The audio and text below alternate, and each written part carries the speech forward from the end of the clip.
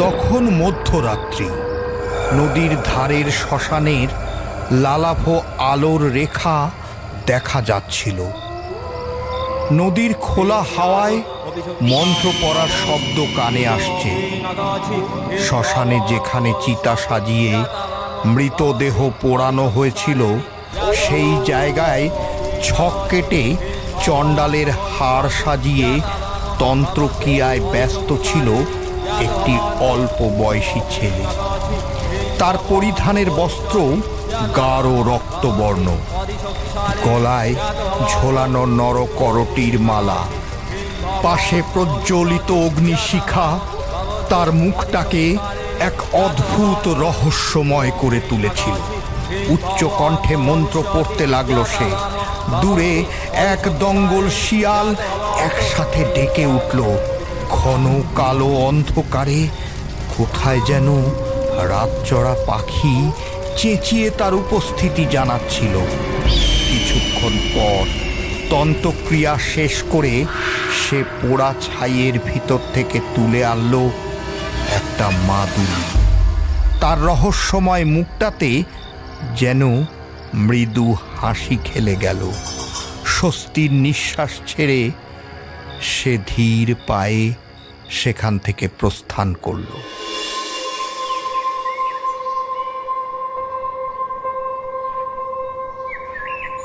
প্রশ্নপত্রের প্রশ্নগুলো দেখে সোমনাথের মাথা ঘুরে গেল। অনেক অজানা প্রশ্ন। উত্তর না লিখতে পারলে তো পরীক্ষার ফল ভীষণ খারাপ হবে। সোমনাথের মাথা গুলিয়ে গেল। ঠিক তখনই নিরঞ্জনের দেওয়া কবচের কথা মনে পড়ল সোমনাথের। আজ সকালেই সোমনাথের ডান হাতে বেঁধে দিয়েছিল নিরঞ্জন। বলেছিল উত্তর না জানলে হাত দিয়ে কবচ স্পর্শ করে মনে মনে মন্ত্র উচ্চারণ করতে। সোমনাথ সেটাই করল। আর অলৌকিকভাবে অজানা প্রশ্নের উত্তরগুলো মনে এসে গেল তার। মনের আনন্দে পরীক্ষা শেষ করে বাড়ি ফিরল সে। সোমনাথ নিরঞ্জনকে মনে মনে ধন্যবাদ জানালো। নিরঞ্জন সোমনাথের খুব ঘনিষ্ঠ বন্ধু। নিরঞ্জন অনাথ। কাশীনাথ নামে এক তান্ত্রিক নিরঞ্জনকে ছোট থেকেই প্রতিপালন করেছেন। স্কুলের পড়াশুনো ছেড়ে এখন কাশীনাথের কাছেই তন্ত্রবিদ্যা শিক্ষা নিচ্ছে নিরঞ্জন। ছোটবেলা থেকেই সোমনাথ ও নিরঞ্জন একসাথে খেলাধুলো করে, বেড়াতে যায়। দুজনে অভিন্ন হৃদয় বন্ধু। লোকে ওদের মানিক জোর বলতো। আজ পরীক্ষার ফলাফল বেরিয়েছে। সোমনাথের রেজাল্ট ভালো হয়েছে। সে খুবই উচ্ছ্বসিত হয়ে নিরঞ্জনের কাছে এলো। তোকে অসংখ্য ধন্যবাদ নিরঞ্জন। আজ তোর জন্যই আমার পরীক্ষার ফলাফল এত ভালো হয়েছে। দেখ সোমনাথ, তুই আমার একমাত্র বন্ধু। তোকে সাহায্য করতে পেরে আমি যে কি খুশি হয়েছি তা তোকে বলে বোঝাতে পারবো না। কিন্তু এই আনন্দ মনে হয় বেশিক্ষণ স্থায়ী হবে না রে। কেন রে, কি হলো? এই সমস্যা কোথায়? তুই তো জানিস আমার ইচ্ছে কলকাতায় গিয়ে পড়াশুনো করার, কিন্তু বাড়িতে রাজিই হচ্ছে না। বাবা স্পষ্ট বলে দিয়েছেন যদি কলকাতায় পড়তে যাই কোনো টাকা পয়সা দেবে না। এবার বল মন খারাপ হয় কি না? দুশ্চিন্তা করিস না, তোর কলকাতায় কলেজে পড়ার স্বপ্ন পূরণে আমি তোকে সাহায্য করব সোমনাথ। সোমনাথের চোখ আশায় উজ্জ্বল হয়ে উঠল। কিন্তু তুই কোথায় টাকা পাবি? একজন ধনী ব্যক্তি তার বাড়িতে ভূত তাড়ানোর জন্য আমাকে ডেকেছে। আমি কাজটা করে তার কাছ থেকে কিছু টাকা নেব। আশা করি সেই টাকায় তুই কলেজে ভর্তি হতে পারবি। সোমনাথ খুশিতে নিরঞ্জনকে জড়িয়ে ধরে।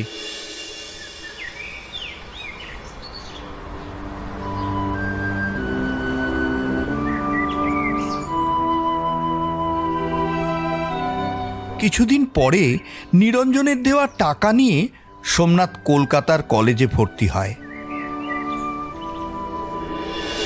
কিন্তু ওইদিকে কাশীনাথ তান্ত্রিক নিরঞ্জনের টাকা নেওয়ার ব্যাপারে জানতে পেরে ভীষণ ক্ষিপ্ত হলেন। নিরঞ্জন, তুই তন্ত্রবিদ্যা প্রয়োগ করে ভূত তাড়িয়েছিস, আর সেই জন্য টাকাও নিয়েছিস।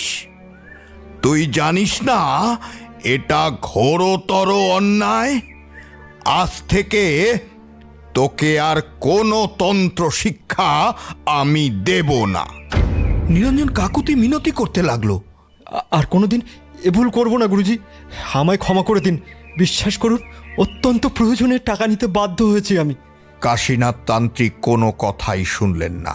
নিয়ম ভঙ্গকারীর কোনো ক্ষমা নেই।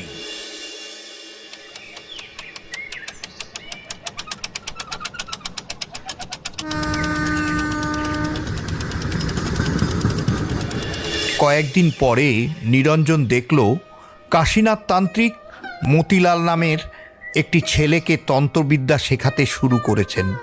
নিরঞ্জনের ছোট্ট ভুলের জন্য বড় মাসুল গুনতে হলো। নিরঞ্জন হাল ছাড়ল না।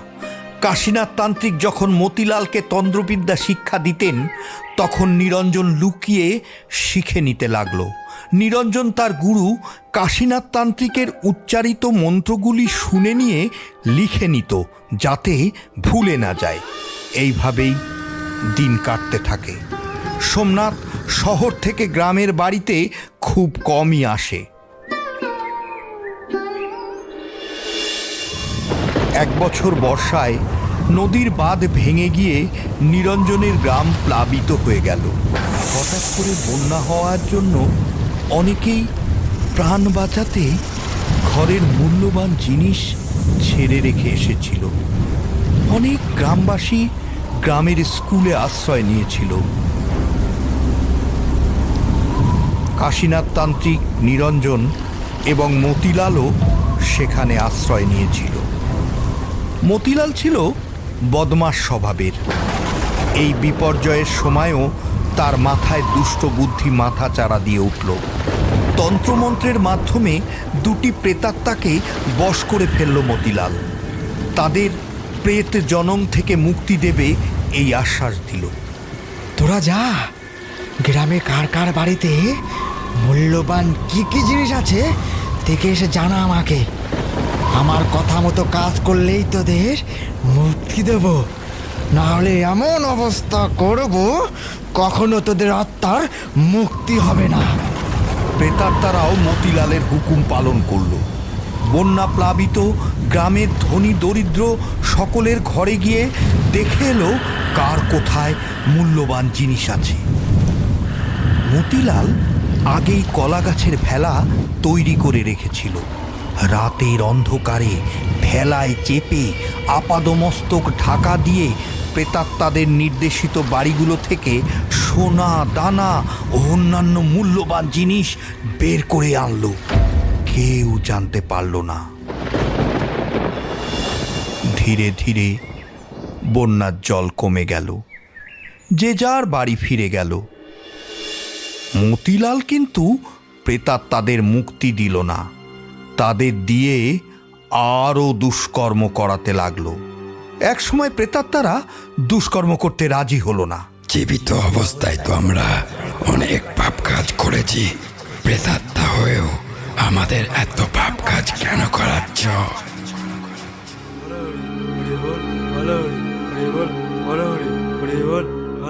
দেখো ওই বউটিকে, সেদিন ওর বাড়ি থেকে সোনা দানা চুরি করে আনলে। বউটি সোনা দানা বিক্রি করে অসুস্থ স্বামীর চিকিৎসা করবে ভেবেছিল, কিন্তু তোমার জন্য শেষ পর্যন্ত বিনা চিকিৎসায় মারা গেল ওর স্বামী। ছোট্ট দুটো বাচ্চা নিয়ে বাঁচবে কিভাবে বলো তো?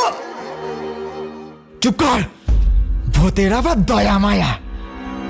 আমার মুখের উপর কথা বললে এমন মন্ত্র পড়ব, যন্ত্রণায় কাতরাতে কাতরাতে পেতলোকে ঘুরপাক খাবি। এত দিন ধরে মতিলালের মতো একটা লোভী ভণ্ড দুর্জনকে সে তন্ত্রবিদ্যায় পারদর্শী করে তুলেছে, অথচ নিরঞ্জনের মতো সৎ ছেলেকে সে বঞ্চিত করেছে। কথাটা মনে হতেই দুঃখে বুকটা ভারাক্রান্ত হয়ে ওঠে কাশীনাথের। সেই সঙ্গে প্রচণ্ড রাগও হয় মতিলালের ওপর। পুলিশকে সব জানিয়ে দেয় কাশীনাথ। মতিলাল ধরা পড়ে জেলে যায়। কিন্তু কাশীনাথ তান্ত্রিকের শরীর ক্রমশ ভেঙে পড়ল।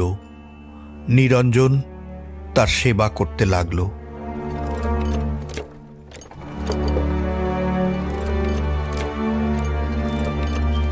বছর কেটে যায়। জেল থেকে ছাড়া পেয়ে মতিলাল কাশীনাথ তান্ত্রিকের কাছে আসে, পা জড়িয়ে ধরে কেঁদে কেঁদে ক্ষমা চায়। সেই ছলনায় ভুলে কাশীনাথ তান্ত্রিক একটু নরম হয়।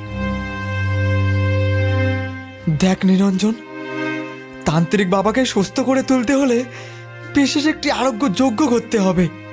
সেই যজ্ঞের গুপ্ত মন্ত্র আমি ছাড়া তো কেউ জানে না। তুই যজ্ঞের আয়োজন কর, তারপরে যেমন যেমন বলবো তেমন তেমন করবি। নিরঞ্জন মতিলালের কথায় রাজি হয়। এদিকে সোমনাথ গ্রামের বাড়ি যাবার ট্রেনে চেপে বসেছে। অনেক দিন পর সে বাড়ি ফিরছে। বর্তমানে সে একটা বড় মাল্টিন্যাশনাল কোম্পানির ম্যানেজার। সে সব সময় মনে করে তার সাফল্যের জন্য তার প্রিয় বন্ধু নিরঞ্জনের অবদান অনস্বীকার্য। আজ বন্ধুর জন্য একটি স্পেশাল মিষ্টির প্যাকেট নিয়েছে সে।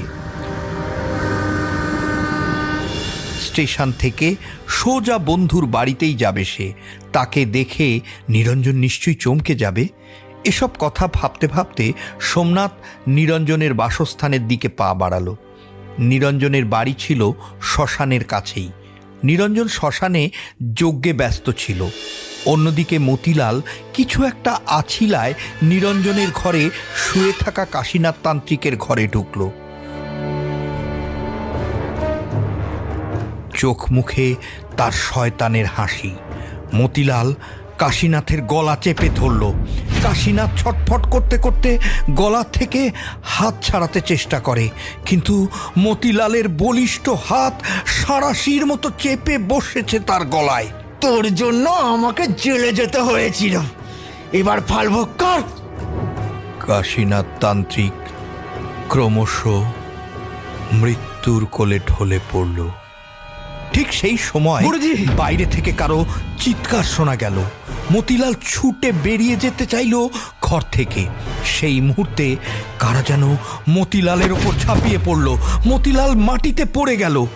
মতিলালকে মাটি থেকে তুলে দাঁড় করালো সোমনাথ আর নিরঞ্জন। আসলে ঘটনাটি ঘটেছে এরকম যে সোমনাথ স্টেশন থেকে সোজা নিরঞ্জনের বাড়িতে এসে দাঁড়াতেই জানলা দিয়ে চোখ পড়ল কে যেন কাশীনাথ তান্ত্রিকের গলা চেপে ধরেছে। সোমনাথ সঙ্গে সঙ্গে মোবাইলে ভিডিও করতে করতে চেঁচিয়ে ওঠে, কিন্তু ততক্ষণে সব শেষ। চিৎকার শুনে নিরঞ্জনও ছুটে এসেছিল। দুজনে পলায়মান মতিলালকে ধরে ফেলেছে। তোদের দুজনকে আমি ছাড়বো না, এই বদলা আমি নেবই। আদালতে সোমনাথের তোলা ভিডিও সাক্ষ্য হিসাবে দেখানো হলো। শাস্তি হিসাবে মতিলালের ফাঁসি হলো।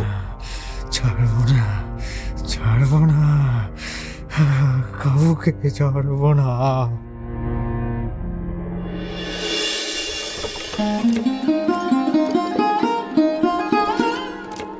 শোন সোমনাথ, মতিলালের ফাঁসিতে বিপদ সাময়িকভাবে কাটলেও সম্পূর্ণ কাটেনি।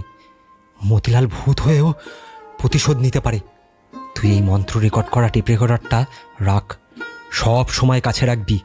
ভূতের কবলে বা বিপদে পড়লেই চালাবি। এই মন্ত্র তোকে রক্ষা করবে। আর শোন, আপাতত শহরেই থাকিস, গ্রামে আসবি না। আমি দেখছি এদিকে কিছু ব্যবস্থা করতে পারি নাকি। বন্ধু বিচ্ছেদের ব্যথায় দুজনেরই চোখে জল এসে গেল। ছল ছল চোখে সোমনাথ নিরঞ্জনকে বিদায় জানালো। কিছুদিন পরেই শোনা গেল নিরঞ্জনকে খুঁজে পাওয়া যাচ্ছে না।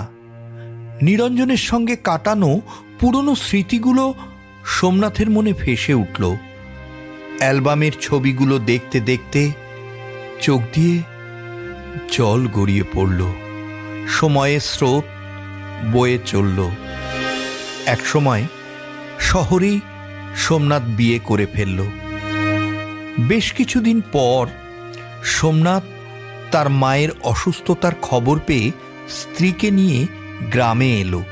শহরে ফেরার সন্ধ্যার ট্রেনে উঠে বসল সোমনাথ ও তার স্ত্রী শ্রাবণী। কিছু দূর যাবার পর শ্মশানপাড়া স্টেশন থেকে ট্রেনটা ছাড়ার মুহূর্তে আহত নিরঞ্জন ট্রেনের বগিতে উঠে এলো। নিরঞ্জনকে দেখে সোমনাথ ব্যগ্র হয়ে তার দিকে এগিয়ে গেল, কিন্তু নিরঞ্জন তখন আবার প্ল্যাটফর্মের উপর লাফিয়ে নেমেছে।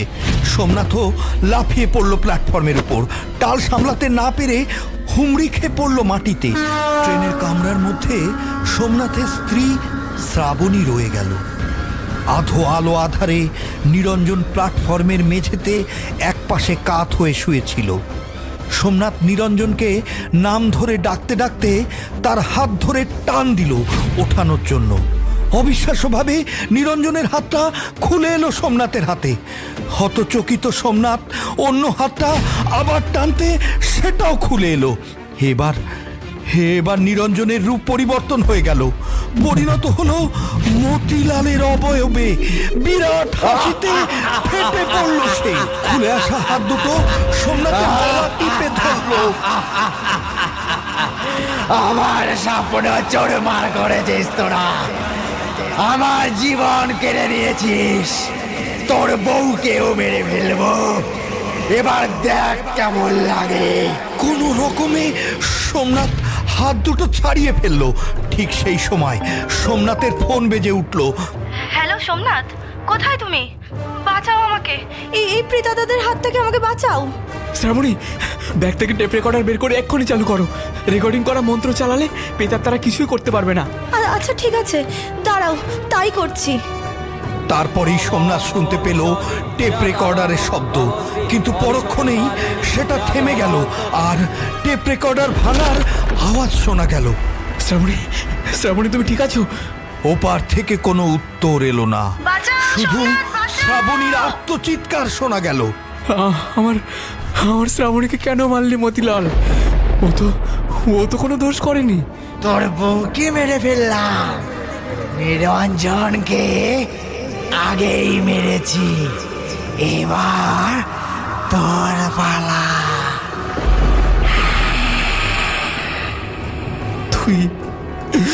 তুই আমার স্ত্রী আর আমার প্রিয় বন্ধু নিরঞ্জনকে হত্যা করেছিস।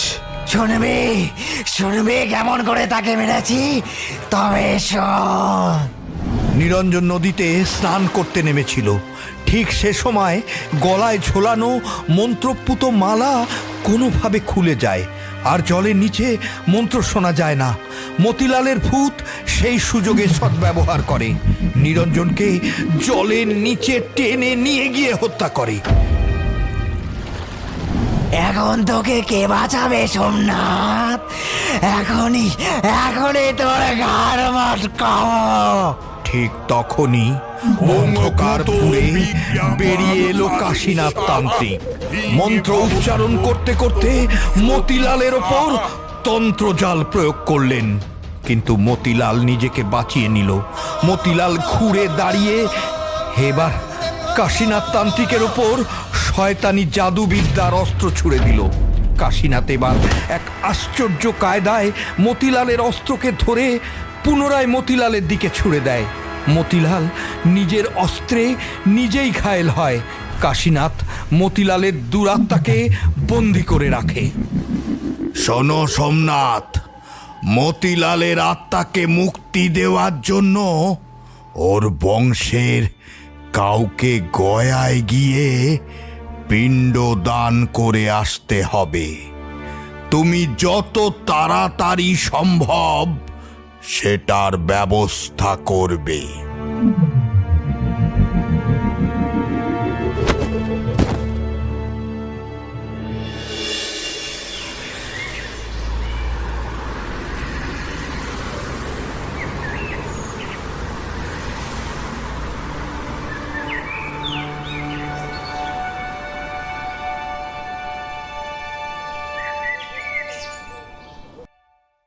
শ্রাবণী, তুমি সুস্থ আছো? আমিও না তোমাকে নিয়ে অনেকটা দুশ্চিন্তার মধ্যে ছিলাম, এখন স্বস্তি পেলাম। ট্রেনের কামরা টেপ রেকর্ডার ভাঙলো কি করে? আর ভয়ঙ্কর প্রেতাত্মাদের হাত থেকে কিভাবে রক্ষা পেলে? অন্ধকার ট্রেনের কামরায় টেপ রেকর্ডার চালু হতেই কোথা থেকে যেন ঝোড়ো হাওয়া এসে টেপ রেকর্ডার মাটিতে আছড়ে ফেললো। রেকর্ডার ভেঙে চূর্ণ বিচূর্ণ হয়ে গেল। সেই সময় আমি শ্রাবণের শরীরে প্রবেশ করে মন্ত্র উচ্চারণ করতে থাকি, আর তার ফলে প্রেতাত্মারা শ্রাবণের কোনো ক্ষতি করতে পারে।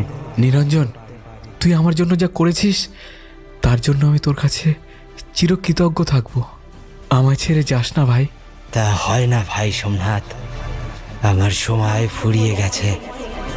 তুই বরং কিছু অনাথ শিশুদের ভরণ পোষণের দায়িত্ব নে, তাতে আমার আত্মার শান্তি হবে। আশা করি তুই আমার এই অনুরোধ রাখবি। রাখবো ভাই, অবশ্যই রাখবো। আজ থেকে অসহায় অনাথ শিশুদের দায়িত্ব আমি নিজের কাঁধে তুলে নিলাম।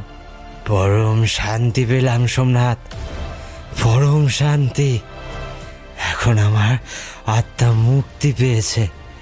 ঈশ্বর যদি চান হয়তো আবার তোর কাছে ফিরে আসব নতুন রূপে। বিদায় বন্ধু, বিদায়। নিরঞ্জন। কয়েকদিনের মধ্যে সোমনাথ গুরুদেব কাশীনাথ তান্ত্রিকের কথা মতো মতিলালের ভাইকে নিয়ে গয়ায় পিণ্ড দিয়ে আসে। এই ঘটনার কিছুদিন পর শ্রাবণীর কোল জুড়ে ফুটফুটে এক পুত্র সন্তান আসে। সোমনাথ তার নাম রাখল নিরঞ্জন। বন্ধুরা, তোমাদের জন্য একটি প্রশ্ন। বলো তো, কাশীনাথ তান্ত্রিক মতিলালকে শেষ পর্যন্ত কোথায় জব্দ করেছিল? সঠিক উত্তরদাতাদের মধ্যে 3 জনকে লাকি ড্রয়ের মাধ্যমে বেছে নেওয়া হবে এবং এই 3 জনকে 2 জিবি করে ইন্টারনেট রিচার্জ করে দেওয়া হবে। তাড়াতাড়ি সঠিক উত্তরটি কমেন্টে লিখে জানাও। আমাদের পরের গল্পের বিজেতাদের নাম প্রকাশ করা হবে। সাবস্ক্রাইব করতে ভুলো না কিন্তু।